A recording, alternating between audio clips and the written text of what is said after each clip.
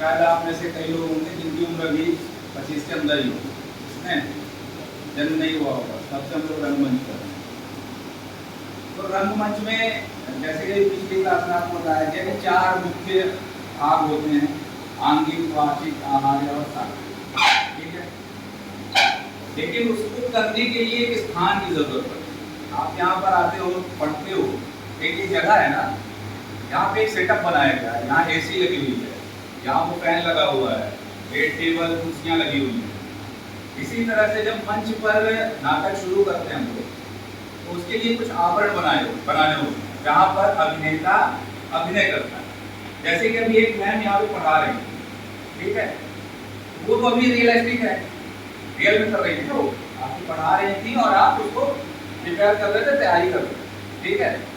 लेकिन जब हम उसे मंच पर लेके आएंगे, कोई शिक्षक आएगा और वो मंच पर नाटक में एक चरित्र निभा रहा होगा जो शिक्षक का चरित्र रहा, तो वो कुछ ऐसा ही रहा होगा। इस तरह से एक मैम आएंगी, वो आपको ये सब्जेक्ट के बारे में जानकारी देंगी, लेकिन उसमें सपोर्ट में कौन कौन सी चीजें आएंगी, उसके सपोर्ट में क्या क्या है, बताइए, कुछ है जानकारी? आप किए हो नाटक ना, कुछ पहनाए रहे होंगे आपको कॉस्ट्यूम, यूनिफॉर्म तो नहीं पहनी होंगी स्कूल का, कुछ अलग से आया होगा, साड़ी पहनाए होंगे, लहंगा पहनाए होंगे या कुर्ता पजामा पहनाए होंगे। तो अगर कोई नेता का चरित्र करना होता है तो चाहे स्कूल हो चाहे कहीं भी हो, उसका एक पहचान है। क्या है पहचान? उसका ड्रेस क्या होगा? कुर्ता पजामा, सर पे टोपी भी हो सकती है ना। उसके पास 2-3 पीए होंगे, एक डायरी लेके होगा, एक गनमैन होगा। तो इस तरह की चीजें जब आपको दिखती हैं तो समझ में आ जाता है कि अच्छा ये कोई नेता आया है। लेकिन जब कोई पुलिस वाला चरित्र में आएगा, मेरे जैसा एक आदमी सिंपल कपड़ा में अगर रहेगा, कौन जानेगा कि ये पुलिस है? फिर मुझे वहाँ अभिनय के दौरान बताना पड़ेगा कि मैं फलाने इंस्पेक्टर हूँ या कांस्टेबल हूँ और ये मेरा आई कार्ड है। लेकिन अगर वो अपनी वर्दी में है, अपना यूनिफॉर्म को पहना हुआ है, तो किसी को कुछ बताने की जरूरत नहीं है, वो दर्शक समझ जाएगा कि अच्छा ये पुलिस वाला है। अगर उसके स्टार लगे हुए तो समझ जाएगा कि ऑफिसर, स्टार नहीं है तो समझ जाएगा अच्छा सिपाही। क्यों जानते हो आप?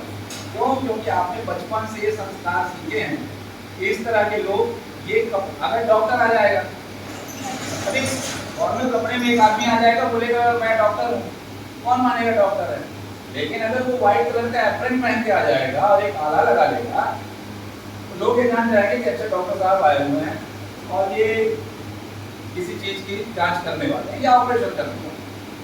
इसी तरह से अब एक मान लो सेटअप बनवाना है, सीन है कि हॉस्पिटल में कोई एक्सीडेंट हो गया है।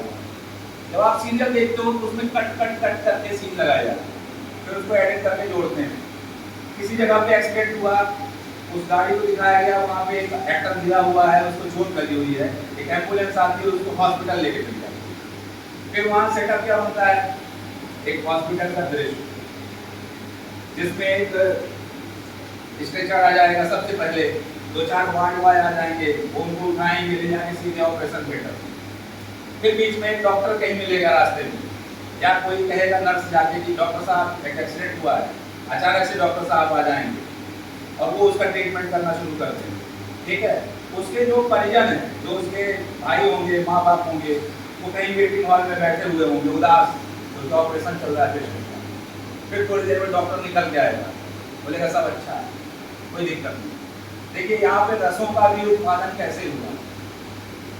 दुख में बैठे हुए थे परिजन, पता नहीं क्या होगा, डॉक्टर या नर्स निकल रही, बोल रहे ब्लड चाहिए, ये चाहिए, वो चाहिए, ऑक्सीजन की कमी हो रही है, और टेंशन में आ रही है परिजन, और टेंशन में आ गए भाई क्या हो रहा है। लेकिन जैसे ही वो डॉक्टर साहब निकलेंगे बाहर और बोलेंगे कि आपका मरीज बहुत अच्छा है, और आप जाके धीरे से आराम से जाके मिलिए, चेहरे के हाव भाव रंग सब बदल जाएंगे। देखिए हमारे आम जीवन में होता है, हमारे साथ अगर कोई समस्या होती है जीवन में तो हम परेशान हो जाते हैं, लेकिन जैसे ही उस समस्या का समाधान मिल जाता है तो हम खुश हो जाते हैं। यही अभिनय है।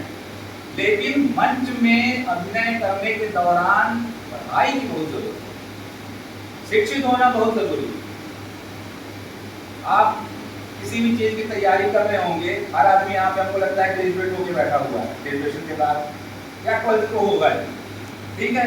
तो वो क्या है कि अब आप अपनी पढ़ाई के लिए एक प्रोफेशनल कोर्स के लिए आप तैयारी कर रहे हो, फिर आप कहीं तैयारी करके जाओगे, तो उस चीज के लिए आप एक बेसिक नॉलेज अलग से ले रहे हो ना, जिस भी सब्जेक्ट के लिए होगा। इसी तरह से थिएटर की भी पढ़ाई होती है, थिएटर की पढ़ाई होती है, लेकिन थिएटर की पढ़ाई के लिए बहुत कम जगह बनी है। IAS, IPS और बड़े बड़े पोस्टों के लिए बहुत सारी जगह है, लेकिन एक्टर बनने के लिए बहुत कम जगह है, पढ़ा लिखा एक्टर बनने के लिए। जिसमें से एक है राष्ट्रीय नाट्य विद्यालय, एक है FTII पुणे में है ये, एक है भारतीय नाट्य अकेडमी लखनऊ में है ये, हमारे मध्य प्रदेश में भी है Madhya Pradesh school of drama. Admission बहुत टफ होता है, बहुत तगड़ा इंट्रेंस होता है। आप ये समझो कि किसी भी संस्थान में कम से कम 2000 से 5000 अभ्यर्थी आते हैं, जिसमें से उन्हें 20 ही कैंडिडेट लेना है, चाहे लड़का हो चाहे लड़की हो। मात्र 20 लड़के अभिनय के लिए चुने जाते हैं, जिन्हें सरकार पढ़ाती है और वो आगे जाके काम करते हैं। अब आप फिल्मों में कई एक्टरों को देखते होंगे, नवाजुद्दीन सिद्दीकी का नाम सुना है आपको? देखा है कोई उसका पिक्चर? कोई पिक्चर नहीं देखा नवाजुद्दीन सिद्दीकी? देखे है ना? नवाजुद्दीन सिद्दीकी जो है राष्ट्रीय नाट्य विद्यालय से स्नातक, वो वहां से पढ़े हुए हैं। ओमपुरी साहब वो राष्ट्रीय नाट्य विद्यालय से पढ़ के फिर फिल्मों में गए। नसरुद्दीन शाह साहब वो भी फिल्मों में गए, लेकिन राष्ट्रीय नाट्य विद्यालय से पढ़ गए। हमारे रीवा के हैं कुमुद मिश्रा जी, कुमुद मिश्रा जी को देखो पिक्चरों में, फिल्में देख